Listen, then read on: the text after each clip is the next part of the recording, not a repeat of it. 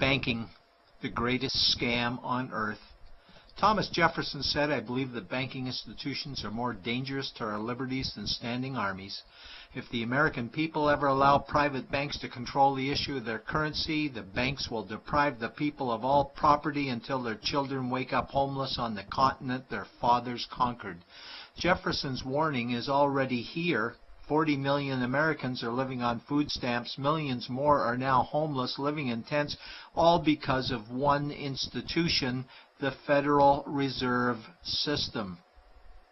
The Federal Reserve is a group of private bankers who have stolen the money creation process from the American people. Most people still believe the Fed is an agency of the government working in our best interests. It is not.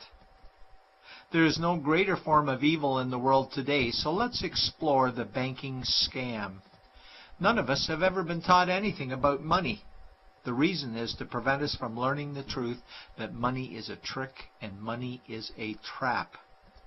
When solving any crime, there's a universal truth: follow the money, but with the banking scam, follow it backwards.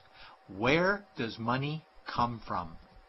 The world's money supply is always growing. Where does all the new money keep coming from? Money comes from privately controlled global banks like the Federal Reserve System.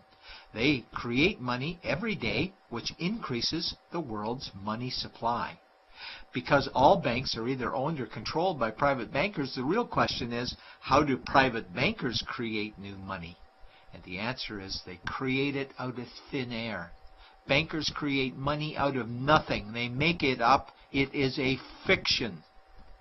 Wow. Godlike power to create something of value out of nothing. A stroke of a keyboard and money is created.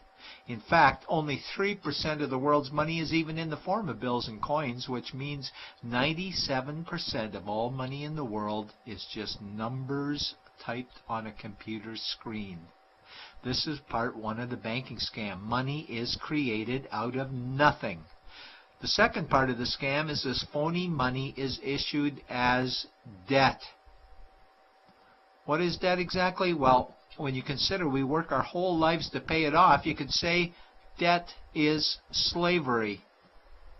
But whose debt is this phony money? It's our debt, all of it. It's our debt when we use credit cards, we get student loans, borrow money for mortgages, all bank borrowing. And it's our debt again when the government borrows, which is each and every day. In today's world, money is debt and debt is money, and don't forget the interest charges. Money equals debt and debt equals slavery, therefore money equals slavery. Our monetary system is a carefully concealed system of slavery.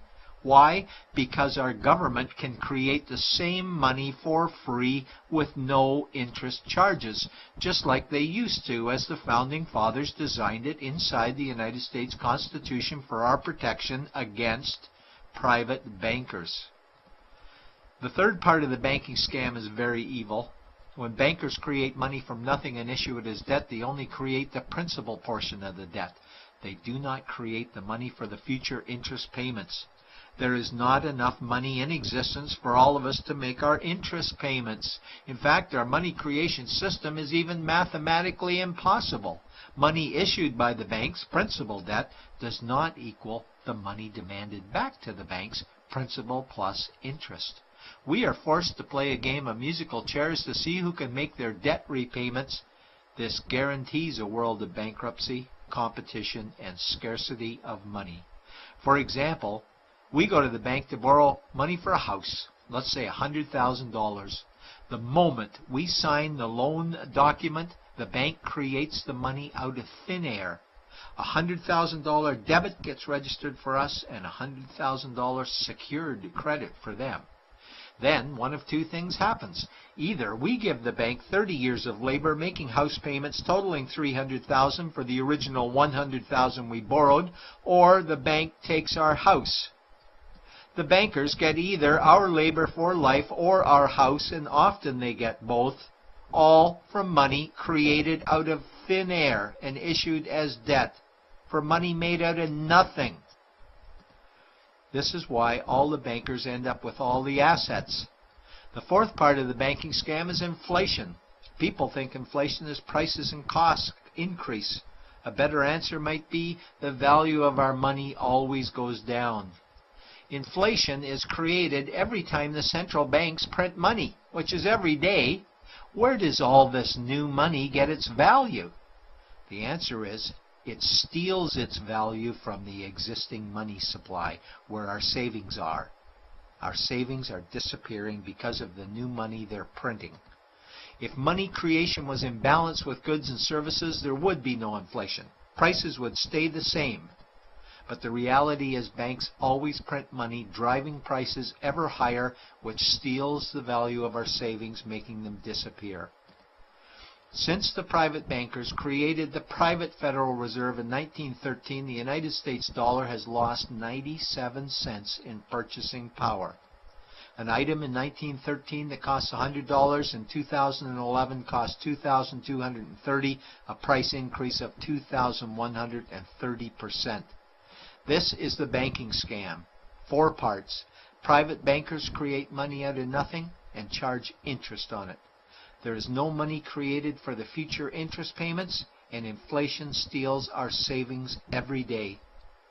In order for the banking scam to be pulled over our eyes, the bankers need help from the likes of paid-for politicians and appointed civil servants, military-industrial complex, mainstream media, multinational corporations, and the bankers' good buddies. For example, what do our banker-controlled television networks say about criminal bankers? Oh, bankers are our saviors. Chairman is Man of the Year. He saved the world. Bankers really do deserve their bonuses. They're so smart. And what do our banker-owned G20 politicians say we need to do? That we must save our banking system, and now we need austerity measures, like increasing existing taxes and bringing in new taxes, cutting our social programs, including education and health care, stealing from our pension plans while increasing the retirement age, keeping us working for more years at lower wages while placing our children and grandchildren in debt and servitude for their future lives.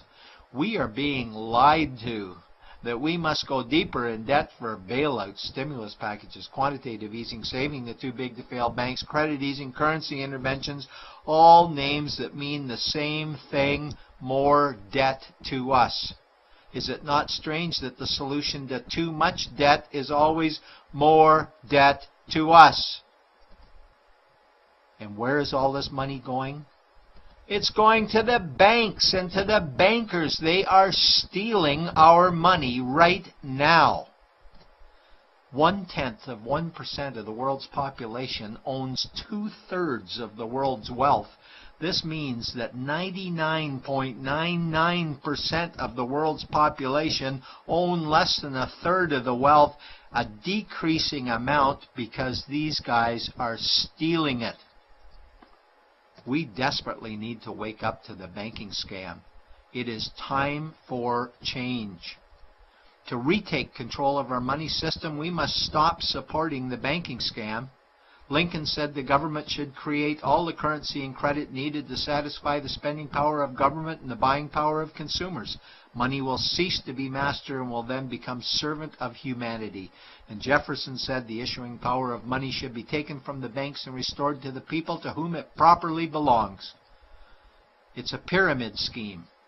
And we, the people, are the bottom layers of the banking pyramid. Without our support, the banking scam collapses. We have to do it ourselves. Wake up, get active, wake others. Remove our money from the bank. Buy gold and silver coins. Get out of debt. Rip up your credit cards. These actions will bring down the banking scam. Only vote for politicians who support debt-free money, or run for office yourself, and turn off mainstream media to search for the truth while you still can. And support every effort to end the Federal Reserve System and all the privately owned central banks. Let's bring these criminals to justice to get our money and our countries back before it's too late.